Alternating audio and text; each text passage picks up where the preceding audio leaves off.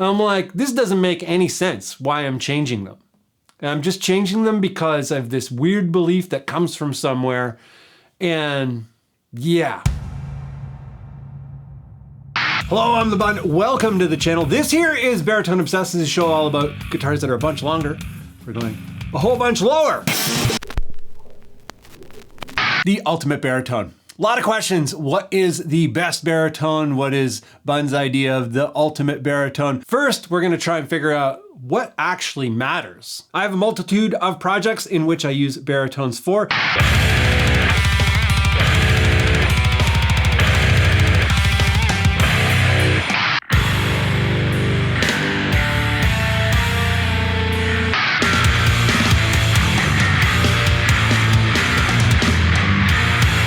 Huge thanks to everybody with us over at Patreon and YouTube memberships. They are the people who produced this episode and many others.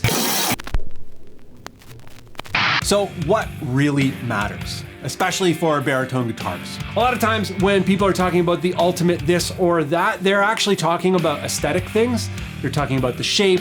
They're talking about the color, they're talking about the brand names of the components. What's interesting about aesthetics for a lot of people, I'd say for most people, is that it's an emotional thing.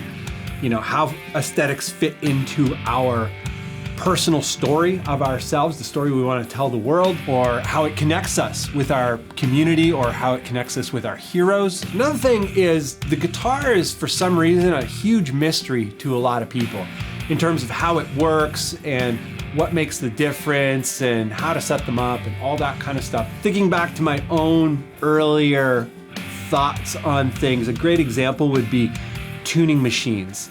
I used to think that I just had to change them, you know, and if I changed the tuning machines on any guitar, it would make the guitar better. And I'm like, this doesn't make any sense why I'm changing them.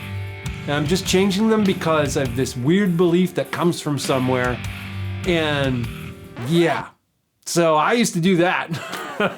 I think everybody's got a friend who has spent $100, $200, $300 on aftermarket parts to black out their guitar, but spend $0 on setup tools or a setup person or whatever. Nothing wrong with blacking it out. You know, there's nothing wrong with that process, but it doesn't make the guitar play or sound better. We got to put our desk toque on. What are the things that make the big difference? Number one thing is long enough for the tuning. Longer is always better than shorter because you can get the string gauge in equilibrium with the scale length for the tuning. On my site, in the baritone resources, there's the scale tuning tension index. You'll see there's this like matrix. And the whole idea of this is to try and get everything in equilibrium. So the increase of scale length and the increase of string gauge are kind of in equilibrium to deliver the best performance for the string, for the tuning. You're like, okay, great. This is not, you don't have my tuning on there, Bun. Well, what you can do, you can go to the Stringjoy tension calculator, and we're gonna pick one that I do. We'll start with A. And so I use a 28-inch scale guitar for A1 now. And so you change your scale length up here, and 28, and bam. And then we go here, change that to A1, bam. And then we change the string gauge, try 62, bam. So 18.3, great. That's exactly what I'm looking for. I don't want the string gauge to go over 62. I want it to be kind of light and snappy and have good mids. It's the whole goal for me. Maybe you like a deader sound, so heavier strings might be better for that. You can use this string calculator and your tuning to kind of try and achieve that, because 18 pounds of tension is essentially staying in the ballpark. 17 to 20 pounds-ish, somewhere around there. Some people ask if there's a formula for it, and I think of it sort of in negative frets, but I don't fully adhere to the negative fret thing. I just use it as a guideline. If you want to use a negative fret calculator, I'll Hopefully I'll remember to put the link in the description. This is a negative fret calculator and it's all set to go. You just calculate, bam. So here we go. -5 frets from a 25.5 inch scale guitar. So these are the frets beyond the 0 fret, beyond the nut. So if you were to add length to the scale length of this 25-inch scale guitar, 5 more frets, these are the scale lengths that you would get. And they look very familiar. 27 inches in scale, 28.5 inches in scale, 30 inches or 30.3 inches in scale, 32 inches in scale, and 34 inches in scale. So these numbers are not an accident when you hear them all the time. There's a really good reason why people pick them, is because they kind of musically, math out. Number 2 is stability. So with stability, we're thinking about neck construction, how the neck joint, how solid the neck joint is. The length of the neck, there's more pull on the neck, even at the exact same tension, just because the neck is longer. It's more leverage. It's more susceptible to bowing, so a stiffer, well-prepared neck, prepared in terms of hopefully the company dried the wood properly before using it, before making it into a guitar. You know, the RGIBs have a 3-piece neck. There are certain neck constructions that are better for that. So laminate neck constructions like the RGIB, which is a 3-piece. I believe the Viper is also a 3-piece. The Gretsch is a 2-piece, but 2-piece in length. The headstock here, we have a different piece of wood where the grain direction changes, and the grain direction follows the actual headstock, like the degrees of the headstock tilt. So number 2, stability. Longer necks need to be more stable and less susceptible to environmental changes like humidity and temperature and all that kind of stuff. Materials can play a big part. Doesn't have to be made out of wood. Could be made out of aluminum, could be made out of carbon fiber, could be, whatever.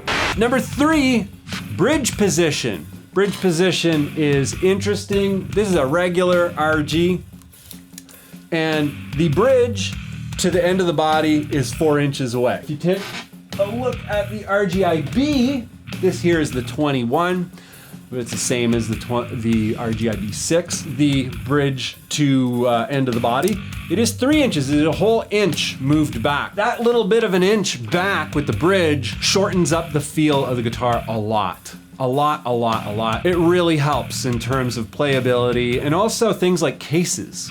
You know, something that a lot of people never really think about. It's like, how big of a case do I need? Bridge position relates specifically to playability and also how long the neck has to be. If the neck doesn't have to be longer, there's the advantage of the neck being less susceptible to bowing.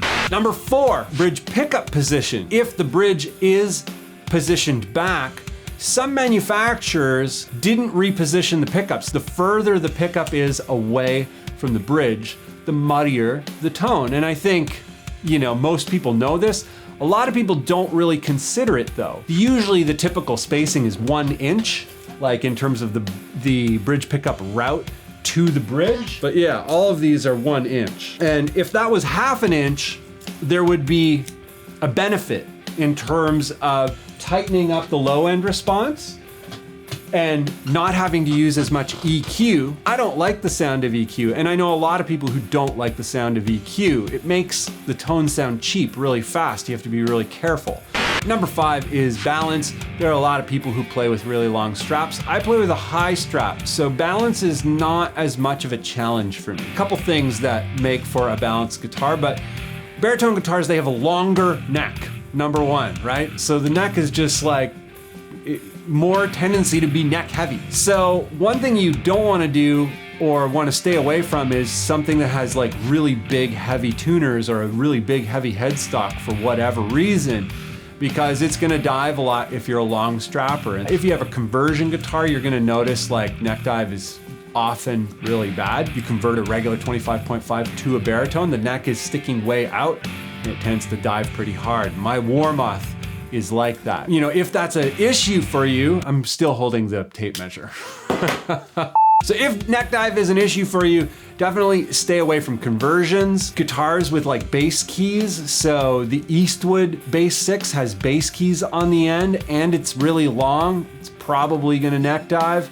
The SRC6 neck dives really badly. If the guitar has a top horn that goes out to the 12th fret, usually it helps a lot. So a lot of you are probably like, okay, great, but Bun, what is the ultimate baritone? So 30 inches in scale is probably the most versatile of all the baritone scale lengths, most accommodating, because longer scale makes everything easier in terms of super low tuning. And once you know the difference, once you experience it, you're like, oh wow.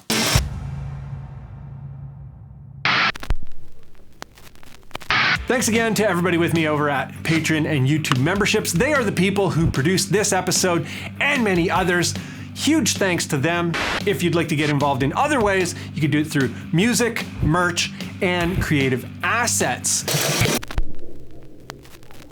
Let me know about your own woes in terms of considering all these things going forward with the long scale stuff for super low tuning. But that's it for this one. I hope you enjoyed it, and I hope to see you in the next one.